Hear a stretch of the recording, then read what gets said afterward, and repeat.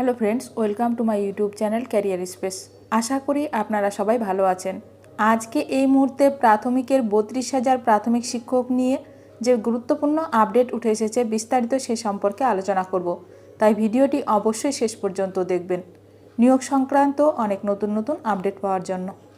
যারা চ্যানেলে নতুন তারা চ্যানেলটিকে সাবস্ক্রাইব করে পাশে থাকা বেল বাটনে প্রেস করে অল নোটিফিকেশানটিকে অন করে রাখবেন, কারণ এমন ধরনের লেটেস্ট আপডেট নিয়ে এই চ্যানেলে সবসময় ভিডিও আপলোড করা হয়ে থাকে। প্রাথমিক শিক্ষক নিয়োগ বাতিল মামলা, দুর্নীতির প্রমাণ নেই। কলকাতা হাইকোর্টে এজির দাবি, বিস্তারিত জেনে নিন। কলকাতা হাইকোর্টের ডিভিশন বেঞ্চে প্রাথমিক শিক্ষক নিয়োগ বাতিল সংক্রান্ত মামলায় রাজ্যের অ্যাডভোকেট জেনারেল এজি কিশোর দত্ত বুধবার জোরালো যুক্তি তুলে ধরে বলেন, অনিয়ম আর দুর্নীতি এক জিনিস নয়। তার এই বক্তব্য আসে 2016 সালের 32,000 প্রাথমিক শিক্ষকের চাকরি বাতিলের সিঙ্গেল বেঞ্চের রায়কে চ্যালেঞ্জ করে রাজ্য সরকারের আপিলের প্রেক্ষাপটে। মামলাটির পরবর্তী শুনানি নির্ধারিত হয়েছে 12 জুন। এজির যুক্তি, দুর্নীতির প্রমাণ নেই। এজি কিশোর দত্তের মতে, সিঙ্গেল বেঞ্চের রায়ে দুর্নীতির অভিযোগকে অনুমান ভিত্তিকভাবে গ্রহণ করা হয়েছে। তিনি বলেন, দুর্নীতির চিরাচরিত সংজ্ঞা অনুযায়ী কে টাকা নিয়েছে তার প্রমাণ দরকার, কিন্তু সিঙ্গেল বেঞ্চ কোনো প্রমাণ ছাড়াই শুধু অনিয়মকে দুর্নীতি বলে চালিয়ে দিয়েছে। এছাড়া সিঙ্গেল বেঞ্চের বিচারপতি অভিজিৎ গঙ্গোপাধ্যায় অবসরপ্রাপ্ত নিজেই মামলার তদন্তে অংশ নিয়েছিলেন বলে এজি অভিযোগ তোলেন। তার ভাষ্য, সিলেকশন কমিটিতে অভিজ্ঞরা ছিলেন, কিন্তু আদালত বাস্তব প্রক্রিয়ার চেয়ে হাইপথেটিক্যাল বিষয়ে বেশি মনোযোগ দিয়েছে। রাজ্যের অ্যাডভোকেট জেনারেল কিশোর দত্ত বলেন, বারবার দুর্নীতি বললেই সেটা যে দুর্নীতি তা প্রমাণিত হয় না। দুর্নীতি বললে এক বা একাধিক ব্যক্তিকে চিহ্নিত করতে হবে।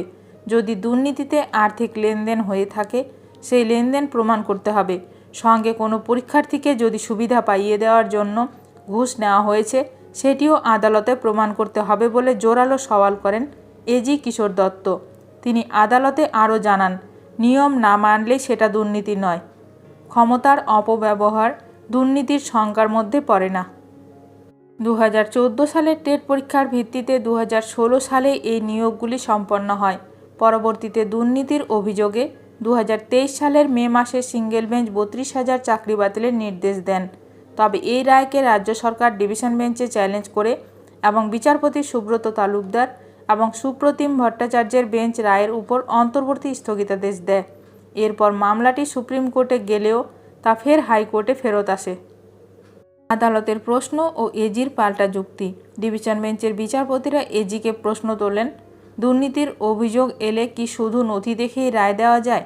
এজি এর জবাবে বলেন, সিঙ্গেল বেঞ্চের রায়ে কোনো সরকারি আধিকারিক বা রাজনৈতিক প্রভাবের উল্লেখ নেই। এমনকি অ্যাপটিটিউড টেস্ট না হলেও সুপ্রিম কোর্টের নির্দেশনা অনুযায়ী এত বড় সংখ্যক চাকরি বাতিলের সিদ্ধান্ত নেওয়া যায় না। তিনি আরও উল্লেখ করেন, সিঙ্গেল বেঞ্চের বিচারপতি প্রাক্তন পর্ষদ সভাপতিকে 1 ঘন্টার নোটিশে জেরা করলেও অভিযুক্তরা ইন্টারভিউ বোর্ডে ছিলেন না। পটভূমি ও পরবর্তী পদক্ষেপ।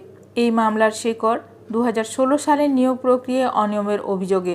অভিযোগ ছিল টেটের ফলাফল বিকৃত করে নির্দিষ্ট ব্যক্তিদের সুবিধা দেওয়া হয়েছে।